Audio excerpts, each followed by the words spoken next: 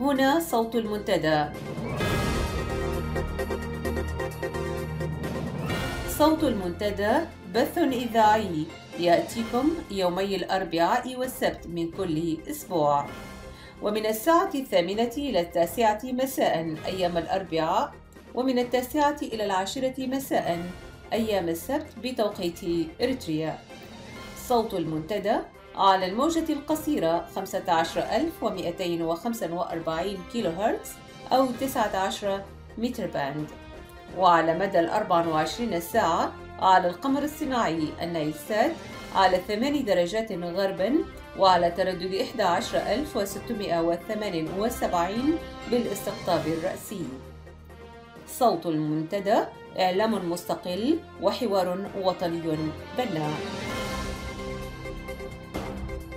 صوت المنتدى.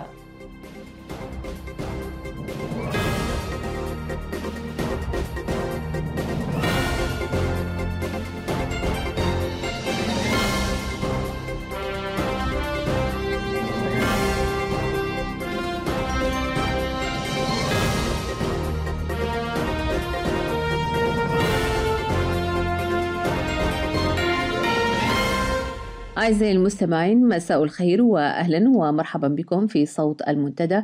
معكم آمال علي لهذا المساء 3 من يناير من عام 2015، وفي أولى ساعات صوت المنتدى لهذا العام. نتمنى أن يكون عام عطاء وخير وبركة على شعبنا، وأن نكون على قدر المسؤولية في هذه الإذاعة. سيرافقني وكالعادة زميلي جمال عثمان همد من ميلبورن. أحييك جمال ومساء الخير وأهلا بك في عام جديد وفي ساعة جديدة من صوت المنتدى. مساء الخير أعمال، ومساء الخير المستمع الكريم في الداخل والخارج، ونتمنى لبلدنا ولشعبنا 2015 أن تكون عام خير وبركة وسلام واطمئنان وتسامح واستقرار إن شاء الله. إن شاء الله جمال.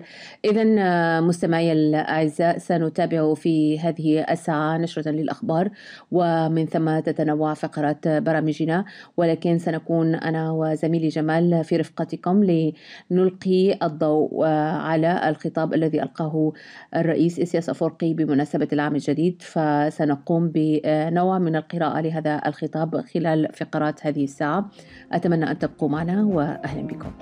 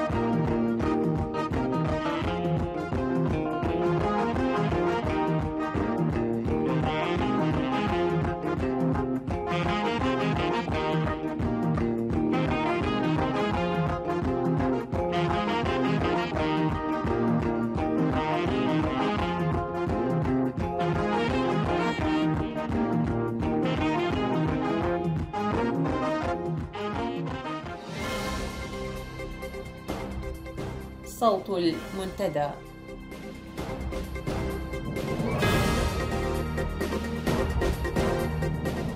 في نشرة هذا المساء: شعبنا يستقبل العام الجديد بمزيد من التفاؤل بقرب خلاصه من نظام أسمر الديكتاتوري. بيان تضامن مع الصحفيين الإريتريين في معتقلات نظام أسمر. الأخبار بالتفصيل. أكدت مصادر المنتدى أن شعبنا في أرض الوطن أصبح أكثر استعدادا لاسترداد حقه المسلوب وامتلاك زمام أمره، حتى وإن تطلب ذلك المزيد من التضحيات. فقد ذاق هذا الشعب الأمرين من الاضطهاد والاستخفاف بحاضره ومستقبله، وتعلم الكثير عن خداع النظام، وطور الكثير من الآليات النضالية، وخاصة في عام 2014، حيث أظهر العديد من مظاهر الرفض الصريح لقرارات ونداءات الحكومة، ويشرئب الآن طموحا وآملا في أن يجعل عام 2015 عاما للانعتاق من سلطة الاستبداد. في الوقت الذي يحتفل فيه العالم بأعياد الكريسماس ورأس السنة الميلادية، يقبع العشرات من الصحفيين والصحفيات والكتاب والفنانين والتشكيليين الإريتريين في زنازين النظام التي لا تعرف أماكنها منذ أكثر من 13 عاما. ففي سبتمبر من عام 2001 شنت السلطات الأمنية في أسمرة حملة اعتقالات واسعة في صفوف الصحفيين، طالت جميع رؤساء التحرير ومحرري 8 صحف مستقلة، أغلقت جميعها ومنعت من الصدور، فوئدت الحريات الصحفية على قلتها. وقد تم إنهاء هامش الحرية الذي كان متاحا، لتوضع بذلك نهاية لسلسلة من الإجراءات التي ظلت تتخذها الأجهزة الأمنية التابعة للنظام الدكتاتوري الذي يحكم البلاد منذ الاستقلال دون تفويض أو انتخابات، لتدخل البلاد بعد هذا القرار التعسفي في مرحلة جديدة لا صوت يعلو فيها فوق صوت النظام وأجهزته الإعلامية، ولتحتل البلاد مكانها ضمن الثلاثي الجهنمي في العالم، وليس مكانها بين الأمم التي تسعى لإسعاد إنسانها. إن المئات من أبناء الشعب الإريتري يناضلون بعناد وشجاعة من أجل أن تسود الحياة الحرة الكريمة، ويتمتع المواطن الإريتري بالحقوق التي تضعه في مصاف الشعوب الأخرى، في حين لا تزال في ذات الوقت وسائل وممارسات النظام المستمرة في البطش والتعسف على مرأى ومسمع من المجتمع الدولي دون أي حراك من العالم الحر. إننا إذ نعبر عن عميق تضامننا مع زملاء أعزاء تغيبهم السلطات الإريترية في المعتقلات فقط بتهمة ممارسة حقهم المهني والوطني، فإننا نناشد قوى المجتمع الخيرة والمحبة للسلم والحريات لأن تكف عن سياسة الصمت والتجاهل إزاء الانتهاكات الجسيمة التي يدفع ثمنها المواطنون الإريتريون باهظا. التوقيعات: محمد طه الجدال، شاعر من السودان. عبد الله محمود هيابو، صحفي في عدوليس، هولندا. أمال علي، صحفية من بريطانيا. أبو بكر كهر، روائي، النرويج. يوسف بوليسي، صحفي من سويسرا. أبو بكر فريتاي، صحفي إريتري في إثيوبيا. فيصل الباقر، صحفي وناشط حقوقي. ياسين محمد عبد الله، رئيس مركز سويرة لحقوق الإنسان، لندن. درة محمد مختار جنبو، صحفية، خرطوم. محمد محمود الشيخ، معروف بمدني، شاعر إريتري يقيم في تركيا. شوقي عبد العظيم، صحفي، الخرطوم. فتحي عثمان، كاتب وصحفي في باريس. أحمد يونس، صحفي مراسل صحيفة الشرق الأوسط، الخرطوم. علاء الدين محمود، صحفي سوداني، الخرطوم. صلاح الزين، صحفي في بريطانيا. خالد عبدو، صحفي في السويد. عبد المنعم أبو إدريس، صحفي سوداني مراسل وكالة الصحافة الفرنسية، الخرطوم. فيصل محمد صالح، صحفي وأستاذ جامعي، الخرطوم. عبد العزيز بركة ساكن، روائي سوداني مقيم في النمسا. مصعب محمد علي، صحفي سوداني ورئيس القسم الثقافي بصحيفة المستقلة، الخرطوم. إبراهيم مرغني، رئيس القسم السياسي بصحيفة الميدان، الخرطوم. كمال كرار، مدير تحرير صحيفة الميدان، الخرطوم. أسامة حسن عبد الحي، صحفي بالميدان، الخرطوم. عادل إبراهيم كالر، صحفي بالميدان، الخرطوم. عبد الرحمن فاروق قاس ومحرر في صحيفة نسق الإلكترونية. أمانييل براخي ناشط مدني كوبنهاجن الدنمارك. علي هندي صحفي ومحلل سياسي في لندن. الفاتح عبد الله الحاج مصمم جرافيك تركيا. هناء الزين ياسين صحفية إريتريا في SBS ميلبورن. تهاني عباس ناشطة مدنية ونسوية الخرطوم. أمانييل جرماي صحفي باريس. أحمد محمد رئيس بمجلة سرديات الخرطوم. عبد الرازق كرار كاتب في كامبيرا. أحمد إبراهيم أحمد عثمان زروق صحفي في SBS ميلبورن. مصطفى لسداي صحفي السويد. معاوية البلال صحفي ميلبورن. خالد عثمان رئيس تحرير صحيفة المهاجر ميلبورن. صلاح أبو راي كاتب لندن. صداح سليمان الكناني صحفي في الدوحة. صالح جوهر قاضي مدير موقع عواتي في أمريكا. جمال عثمان حمد صحفي في عدوليس ميلبورن. وبرهاني تولدي صحفي إريتري مقيم في إيرلندا. نهاية النشرة.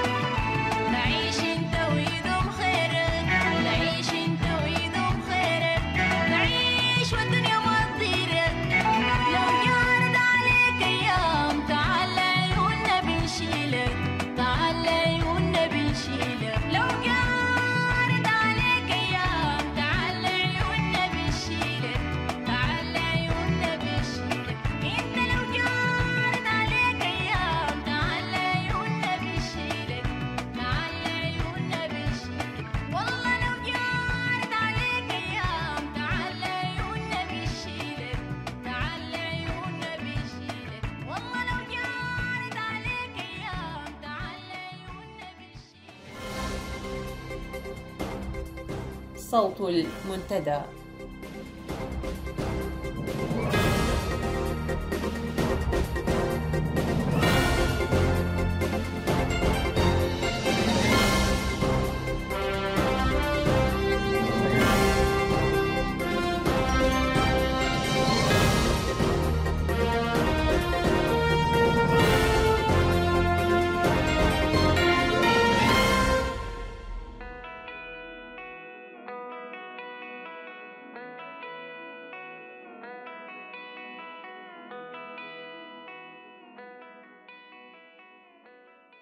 أعزائي المستمعين، نعود إلى الزميل جمال عثمان همد، حيث سنقوم بقراءة وتحليل لما ورد في المقابلة التي أجراها الرئيس إسياس أفورقي مع التلفزيون الإريتري بمناسبة العام الجديد.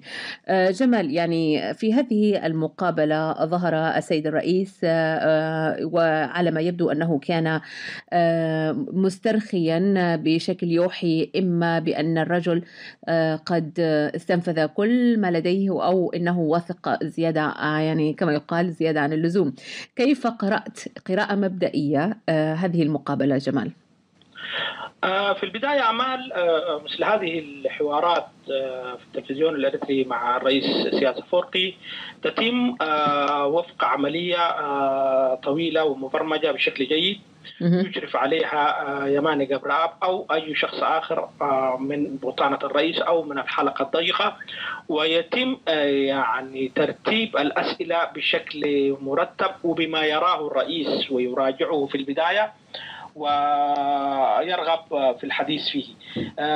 لا يأتي هكذا كما جرت العادة من المرفق الإعلامي للرئيس لإجراء المقابلة، بل تتم عملية فقط الذي يجلس أمامه من التلفزيون أو من الإذاعة بيكون أداء بتاع آلة لحالة يعني معدة مسبقا. نعم.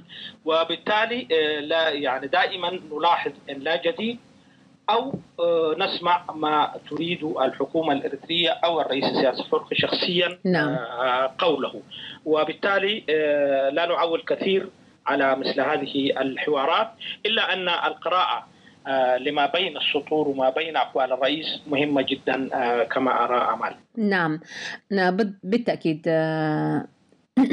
نعم بالتأكيد جمال، يعني من الملفت للنظر أن هذه المقابلة الكثير كان يتوقع أن تبدأ بالحديث عن الدستور، وجاء الحديث عن الدستور مؤخرا في المقابلة التي استمرت لأكثر من ساعتين جمال. وعندما سئل عن الدستور وماذا يحدث في هذا الإعلان الذي يعني أطلقه كقنبلة كما يقال أو يعني كصوت مدوي في عيد الاستقلال العام الماضي، قال أن الحديث عن الدستور يعني هو حديث عن دستور قد مات تقريبا نتيجة لظروف كثيرة، وقال أن هذا الدستور يعني انتهى ولم نعمل به نتيجة ظروف كثيرة. وطبعا يعني دائما يرمي اللوم على التدخل الخارجي، وقال أنه يعني أصبح أكثر نضجا، يعني في الحكومة الإريترية أصبحوا أكثر نضجا، وأنهم سيستعينون بتجاربهم الماضية، وأن هناك هيئة تعمل على إعداد دستور جديد. يعني تخيل، ولا أحد يعرف عنها أي شيء، ولمح للصحفي أنه يستطيع مقابلة هذه الهيئة لاحقا، وقال أن الدستور ليس هدفا بل وسيلة.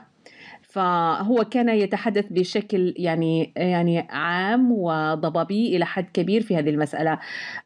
ما رأيك جمال؟ نعم أمال،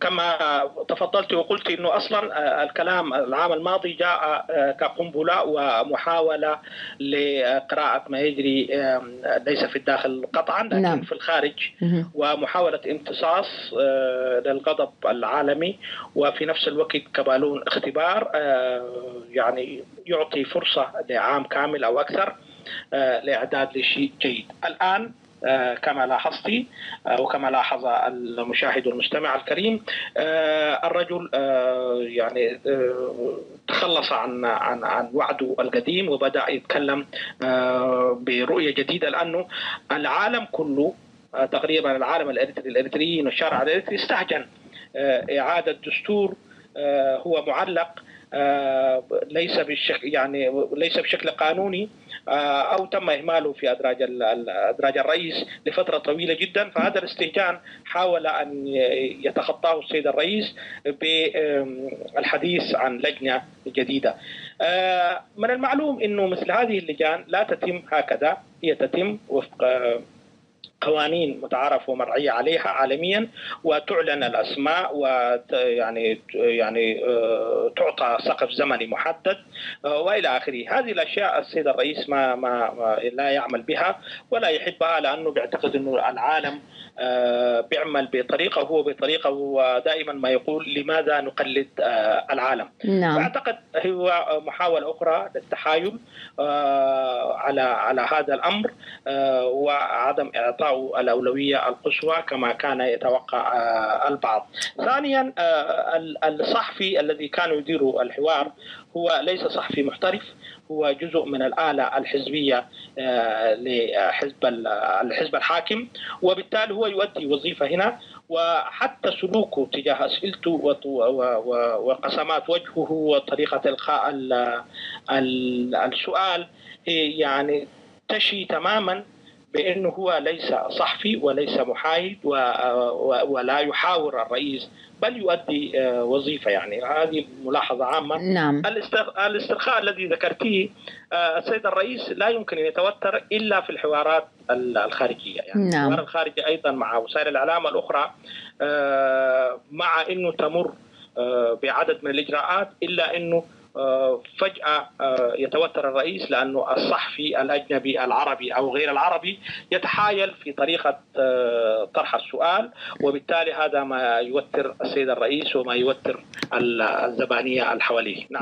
نعم بالتأكيد جمال. يعني لا نتوقع الكثير من مصادر إعلام يعني محكومة بقبضة من حديد. عموما جمال، أيضا من الأشياء الملفتة للنظر أنه كان يتحدث وكأنه لا علاقة له بما يحدث في البلاد، ويتحدث عن مصادر المياه مثلا. يعني من الأسئلة التي أثارت انتباهي أنه تكلم عن مصادر المياه وكيف يعني من الضروري تأمين هذه المصادر من أجل مشاريع التنمية الكثيرة الواعدة التي كان يتحدث عنها في الزراعة مثلا، وبرامج الضمان الغذائي. وأيضا قال أننا تعلمنا كثير من ما حدث في الأعوام الماضية، وأنه يعني من الضروري تأمين طاقة كهربائية مثلا وخدمات الكهرباء، والعمل على البنية التحتية وربط المدن بشبكة مواصلات برية وبحرية وجوية. كان يتحدث وكأن يعني كل هذه السنوات التي مضت لم تكن كافية له ولحكومته لإيجاد حلول لكل هذه المشاكل، وكأنه يبدأ من جديد. وقال في كذا منطقة في المقابلة أن 15 العام الماضية كانت لنا دروس وتعلم من تجاربنا وإلى آخره. يعني كيف يمكن أن يكون كل ما مر تجربة بالنسبة لحكومة مثل حكومة سياس أفورقي؟ إلى أين يمضي هذا الرجل وهذه الحكومة؟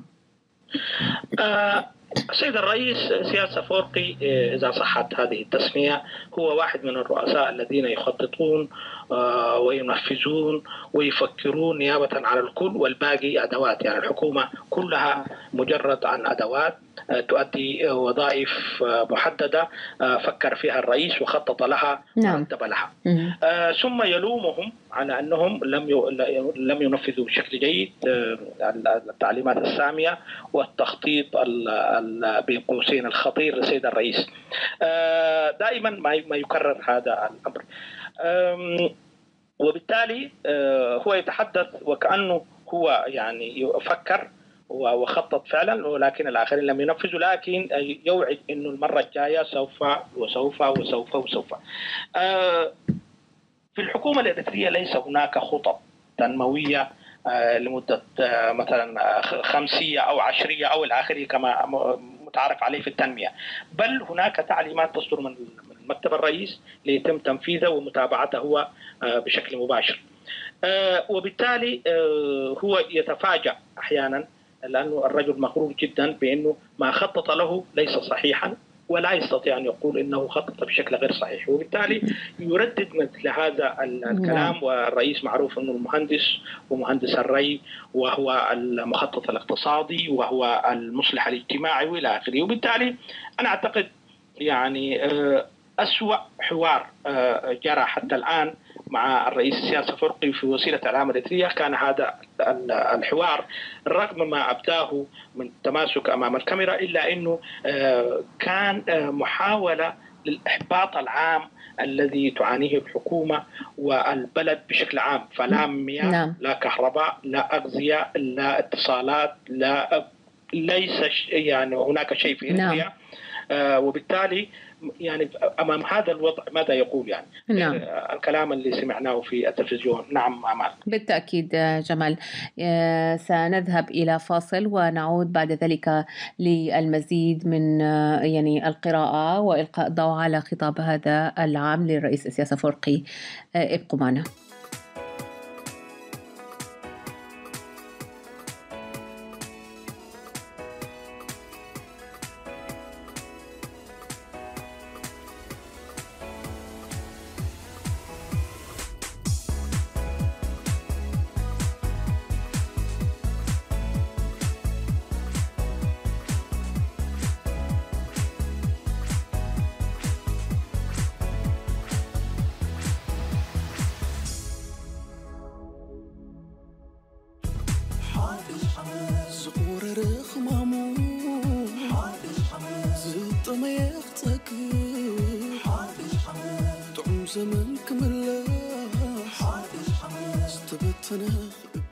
إذن ما زلنا معكم أعزائي المستمعين في هذه الساعة من صوت المنتدى، ونتابع قراءتنا للمقابلة التي أجراها التلفزيون الإريتري مع الرئيس سياس أفورقي بمناسبة العام الجديد. جمال، يعني أيضا من النقاط الملفتة للنظر في هذه المقابلة عندما سأله الصحفي عن الشباب، يعني والشباب المرابط في الخدمة الوطنية وعلى الحدود، وكيف يمكن أن يعني يتم تعويضه وغير ذلك.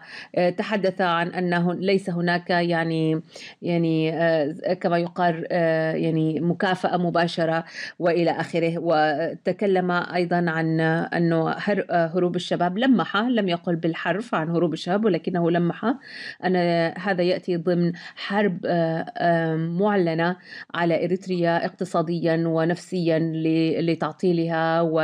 وقال أننا خلال 15 عاما واجهنا صعوبات كبيرة من العالم الخارجي في محاولة لإعاقة مشروعنا التنموي يعني ورغم أنه قال أن هناك قوى بشرية وإمكانات كثيرة وكبيرة في البلد، ولكن الضغوطات الخارجية هي التي تؤثر، وخاصة فيما يختص بهروب الشباب. وقال أنهم سيندمون، ومن ندم ورجع إلى البلد كان بها، ومن لم يندم سنرى، يعني سنلتقي وسنرى يعني ما هي النتائج التي سيخرجون بها في هروبهم، محاولات هروبهم إلى يعني أوطان الحلم كما يقال. جمال، هو تأكيد لكلام قالوا من سنوات طويلة. عندما سئل عن هروب الشباب واللجوء قال كرة المطاط إذا ضربت بها حائط أمامك سوف تضرب وترتد إليك. نعم. فده رأيه، والآن يكرر هذا الكلام بشكل مختلف تماما بدلا من معالجة الأسباب، لأنه أصلا ينفي وجود أسباب هروب ولجوء الناس جميعا سواء كانوا شباب أو شابات أو كبار أو إلى آخره. ينفي وجود هذه الإشكالات ويدفن رأسه في الرمال. وبالتالي لا ننتظر أن يعترف الرئيس أو واحد من أقطابه بهذا الأمر الجلل الذي يتحدث عنه العالم أجمع. يعني إريتريا واحدة من القدرات الهائلة فيها، إريتريا الرسمية أنا أقصد، إنه تصم أذان من ما يجري حولها تماما وكأن شيئا لم يكن. يعني العالم كله قايم وقاعد يعني أمام موضوع الهجرة والوفيات والموت إلى آخره في البحار، وإريتريا لا تتحدث عن هذا الأمر وكان الأمر لا يعني. هذا واحد. اثنين، الكلام المخجل والمؤسف والسيء جدا قاله وزير الخارجية في إنه في روما في مؤتمر اللجوء، إنه اتهم مباشرة منظمات حقوق الإنسان والمنظمات المدنية العالمية والإريترية بأنها تقف وراء موجة الهجرة والاتجار بالبشر. يعني تصوري يعني هذا العبث وهذا الرأي الغريب جدا. إريتريا لا تعترف بلاجئين، إريتريا لا تعترف بهاربين، إريتريا لا تعترف بالذين يموتون بالآلاف في المحيطات والبحار.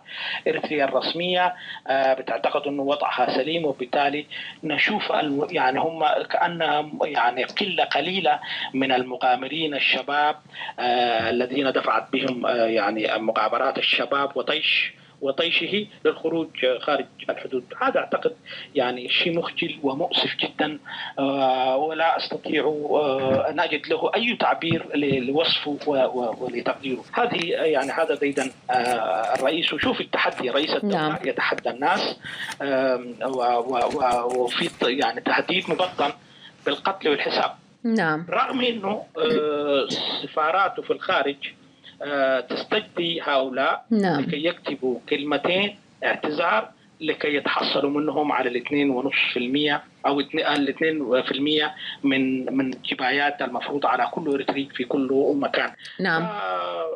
هذا ديدن الرئيس، وهذه يعني سياسة قديمة مهلكة للرؤساء وعملوها قبل بالتأكيد آلاف الملوك وآلاف الرؤساء وآلاف بالتأكيد يعني. بالتأكيد جمال، يعني هو أيضا من المثير للانتباه أنه قال أننا كنا نتعامل ببراءة ربما بسذاجة مع عملية مغادرة شباب للبلاد، وهذا مخطط يعني كان يهدف بشكل منظم إلى استنزاف قوانا البشرية وغيرها. ولكنه رجع وقال أننا لدينا الطاقات البشرية التي نحتاجها أيضا فوق ما نستطيع استيعابه. يعني هناك تناقض كبير في كلامه عندما كان يتحدث عن الخطط الاقتصادية وغيرها.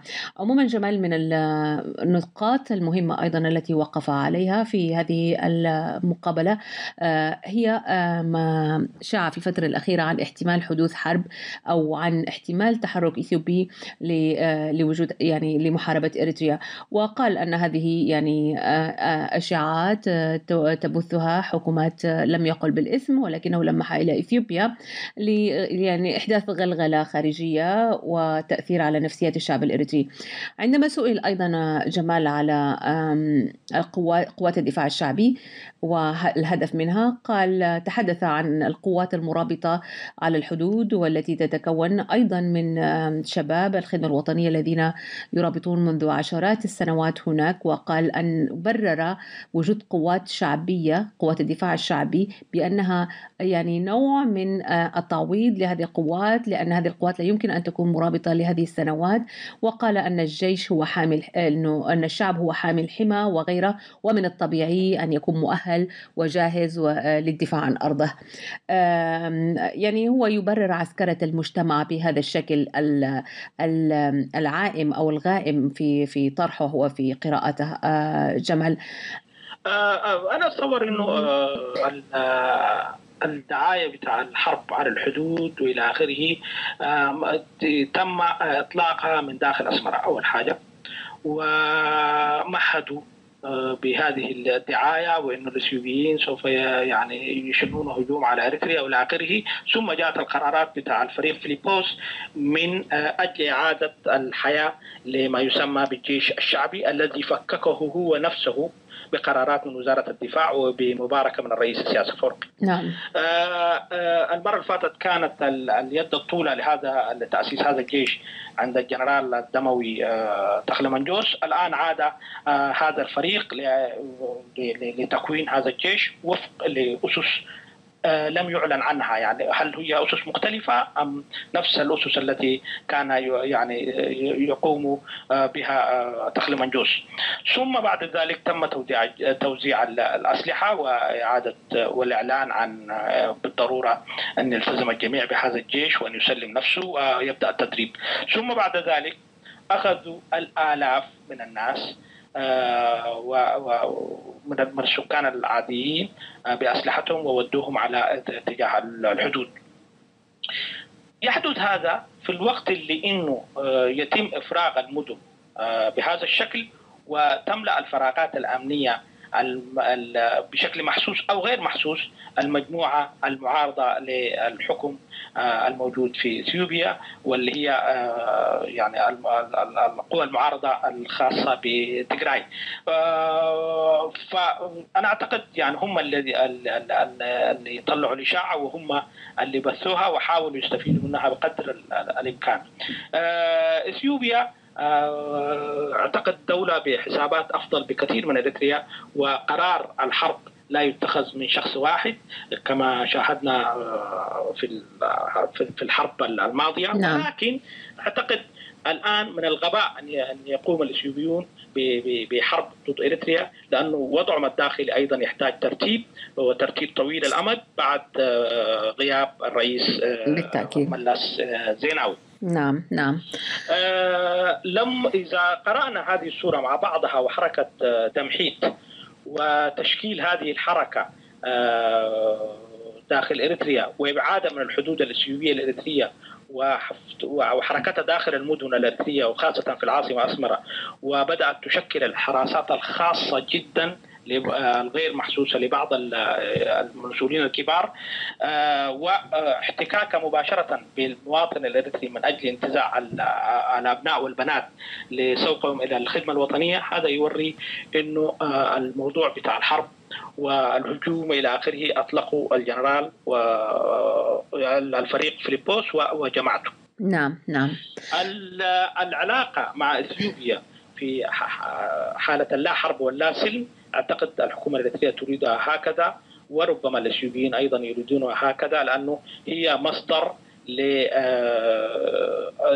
لضغط نفسي وتبرير لكثير من السياسات الداخلية القمعية التي تتم تحت حجة إنه نحن مستهدفين ومحاربين وإلى آخره. بالتأكيد. أعتقد نعم. نعم جمال. إذن سنذهب إلى فاصل آخر جمال ونعود لمتابعة هذا الحوار.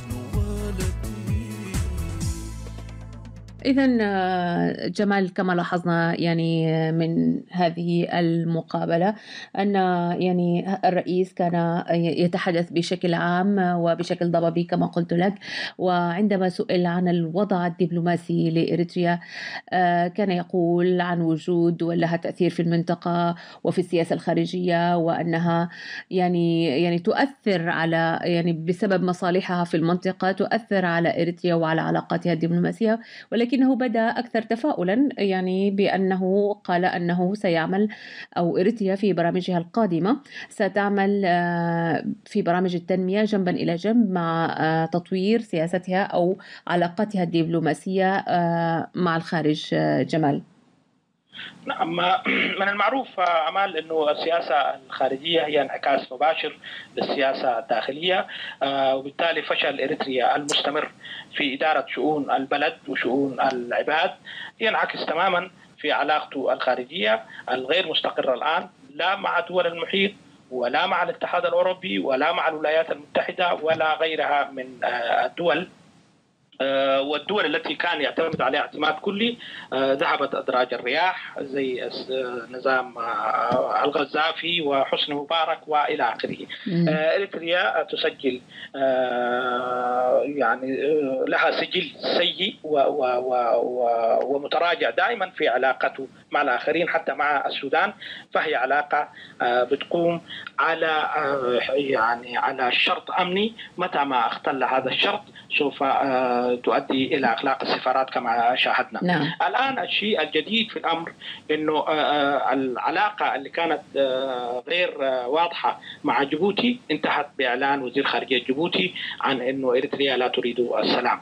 فأعتقد لا نتوقع خلال هذا العام أن يكون لإريتريا علاقة جديدة أو فتح صفحة جديدة مع العالم، لأنه لم يفتح صفحة جديدة مع نفسه، وبالتالي لا نتوقع المزيد، بل يعني الإرهاصات الأولية للربع الأخير من العام 2014 تشي تماما بالقادم لهذا النظام في علاقة سيئة مع المجتمع الدولي. وإريتريا لا تأخذ في عين الاعتبار نهائيا كل العلاقات البينية والمرعية مع دول المحيط. فأنا أتوقع إريتريا حتخش في نفق خلال الشهور الأولى القادمة إن شاء الله. نعم، يعني جمال، في نهاية هذه القراءة يعني ما يستخلصه المرء من متابعته لهذه المقابلة أن يعني هذا الرئيس يعيش بعيدا تماما عن الواقع، وهو يعيش ضمن أحلامه الخاصة والشخصية، وكأن إريتريا ممكن يعني حكر عليه وعلى يعني مجموعة محددة من الناس هناك، ويتناسى تماما الجوهر الأساسي لمشكلات هذا البلد، وهي في أنه يعني فشل في سياسته وفي حكمه لهذا البلد لمدة 23 عام. ويتحدث وكأن يعني عام 2015 سيكون نقطة تحول، ويتحدث عن إريتريا عام 2016 وعام يعني ومن هناك إلى 3 4 5 سنوات قادمات، ونحن نتحدث عن التغيير. يعني كفى لهذه الحكومة يعني ما أخذته من وقت وما استنزفته من قوى وما يعني أهلكت به الشعب. كفى، يعني جربت سياساتها، وهذا يكفي كما يقال. جمال.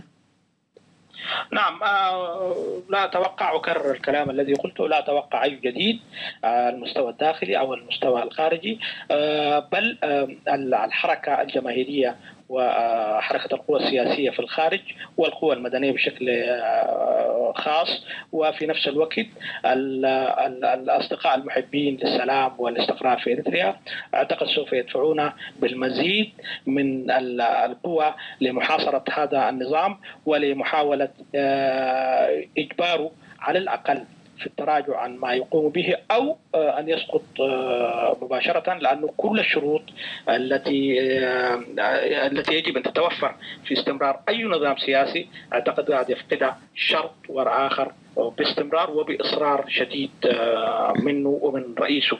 يعني الآن الجبهة الشعبية كتنظيم انتهت، الحزب كحزب وإطار حزبي حاكم انتهى، المكتب السياسي انتهى، الحكومة الإريترية أو مجلس الوزراء لا فعالية له، هو فقط الرئيس، ولا يمكن استمرار أي دولة نعم. في شخص واحد أو بإدارة واحدة لعقلية واحدة، هي مهما يعني أوتيت من ذكاء وقوة إلا أنها تظل عقلية لشخص واحد وتفكير لشخص واحد. نعم بالتأكيد جمال، يعني وهذا يعني لقاء يعني مفرغ تماما من مضمونه وهو تضليلي، ولكنه لن يضلل شعبنا الذي يعيش واقع تماما مختلف عن كل ما ورد في هذه المقابلة. جمال، عموما نتمنى يعني كما قلت من القوى الوطنية أن تعمل بجهد ومثابرة على يعني الإسراع في عملية التغيير وإخراج شعبنا من هذه الظلمات التي طال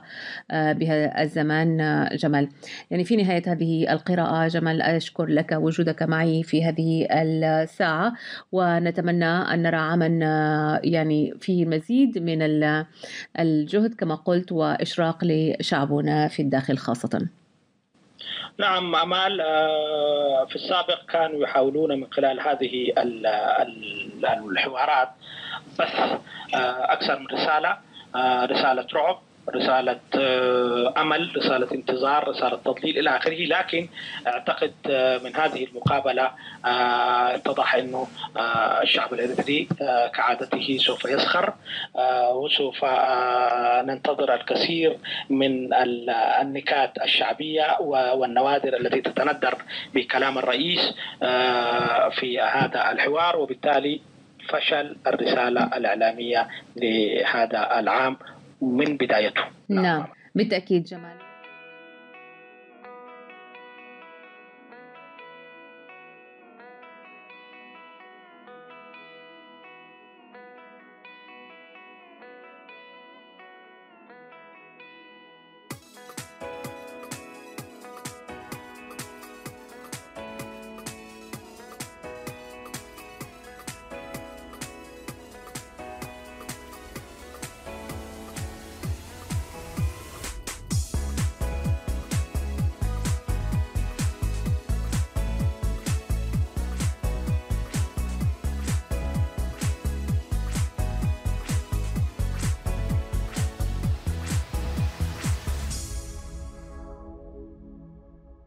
حدش عامد مس حدش يوت رهوة خنلا سلام كسانت نكبلا بحقوس بدستا فيستا خون فيستا يدور قواح عللتا. حدش عامد مس حدش يوت رهوة خنلا سلام كسانت نكبلا بحقوس بدستا فيستا يخون فيستا يدور قواح عللتا.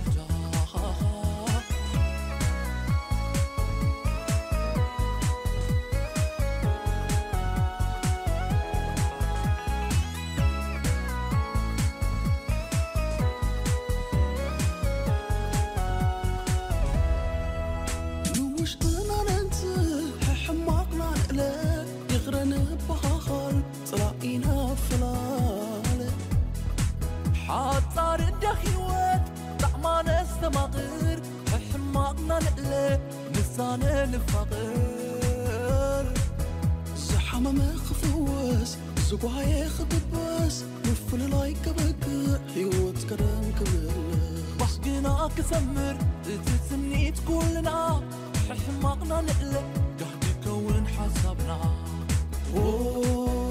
يسمر حسابنا.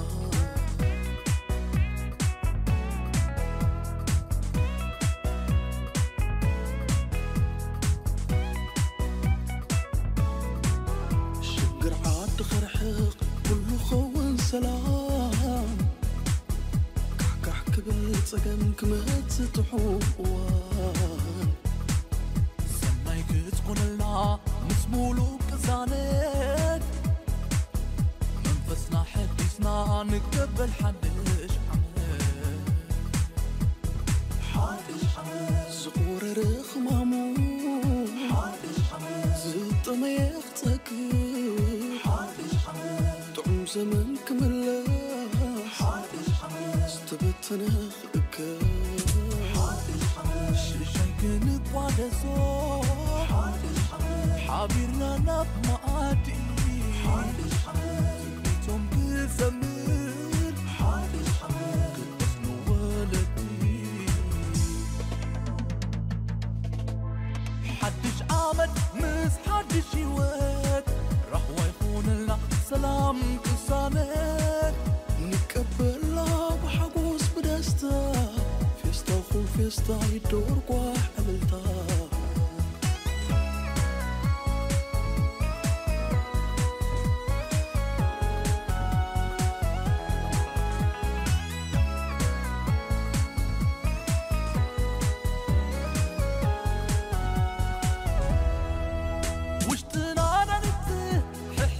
نقلة يقرن بغاخال صلاقينا فلالة حد صار عندي حيوان تحمان استماغر تتصبوق ونحسب نسانا نفاقر زحامة ما قفوز سبها يكدبس مثلي لايك بكر يوت قدم كمله باكن أخسمر تتمني تكون لنا لبنا نغنى قاعد يخون حسابنا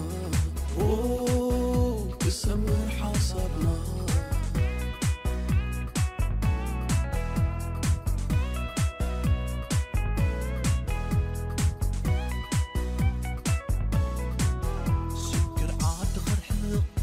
يكون لنا سلام كحكح قبل تقدم كما تتقوم سناي كتكون الله مسمولوك الصانات منفسنا حديثنا نكبل حديش عمد حادش عمد زقور رخمامو حادش عمد زتميخ تكيب حادش عمد وام زمن كملف حادش عمد ستبتنا خكب حادش عمد شايكنك ودا صوت حادش عمد كابي براماتي حادش عمد زمنتهم كسمت حادش عمد خلق اسمك ولادي حادش عمد حادش عمد حادش عمد حادش عمد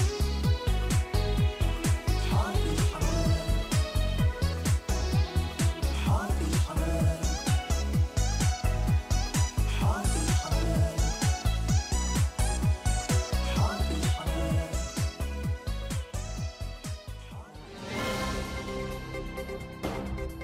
صوت المنتدى.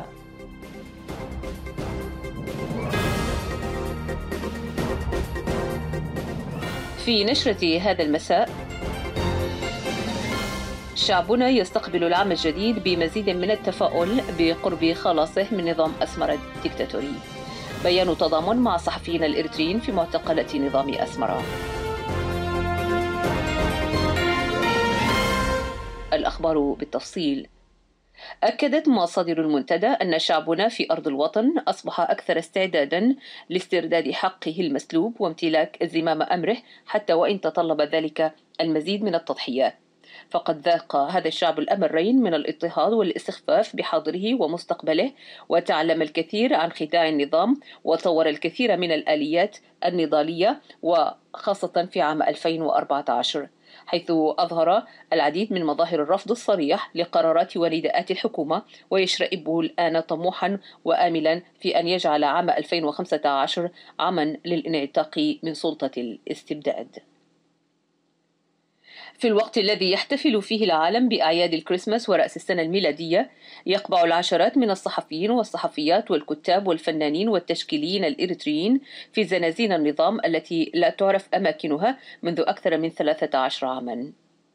ففي سبتمبر من عام 2001 شنت السلطات الأمنية في أسمرة حملة اعتقالات واسعة في صفوف الصحفيين طالت جميع رؤساء التحرير ومحرري 8 صحف مستقلة، أغلقت جميعها ومنعت من الصدور، فوئدت الحريات الصحفية على قلتها.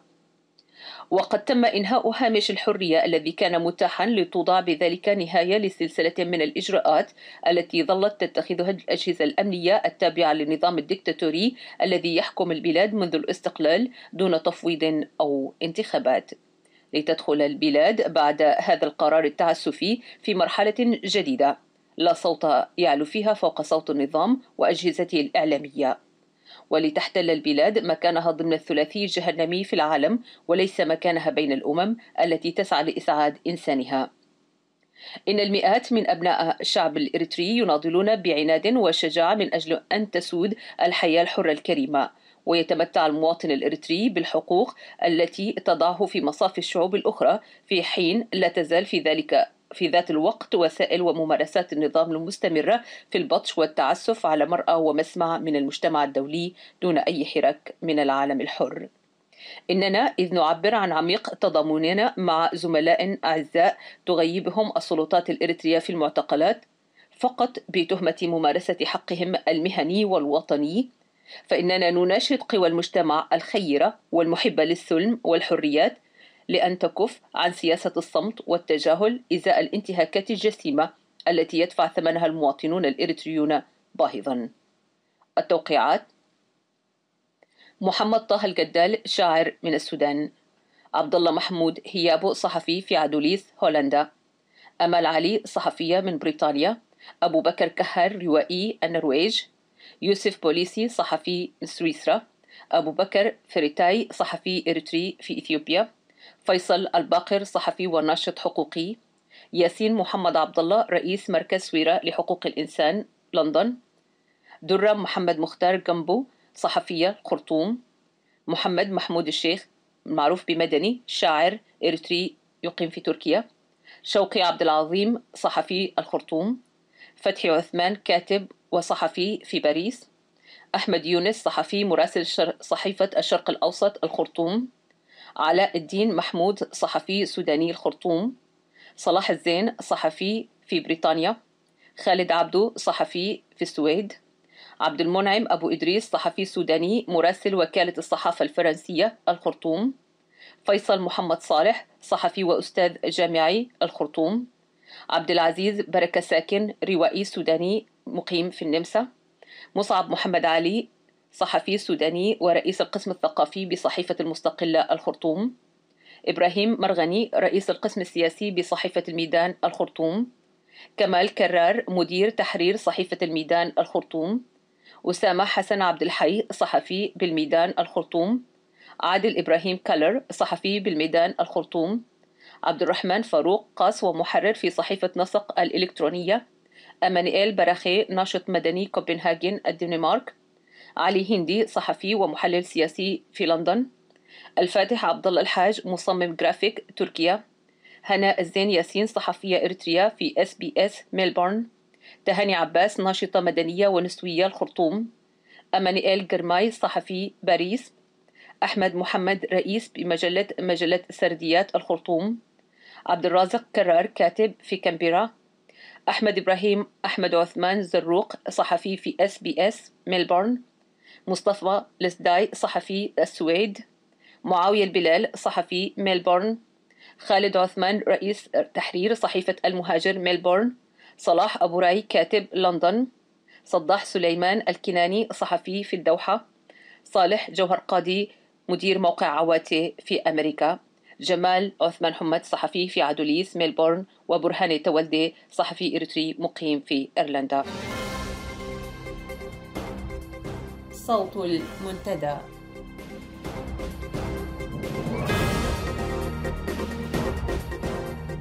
مستمعي الأكارم، في ختام هذه الساعة أشكر لكم حسن متابعتكم لنا. نلقاكم الأسبوع القادم على خير. لكم تحياتي وتحيات فريق الإذاعة، وتصبحون على خير.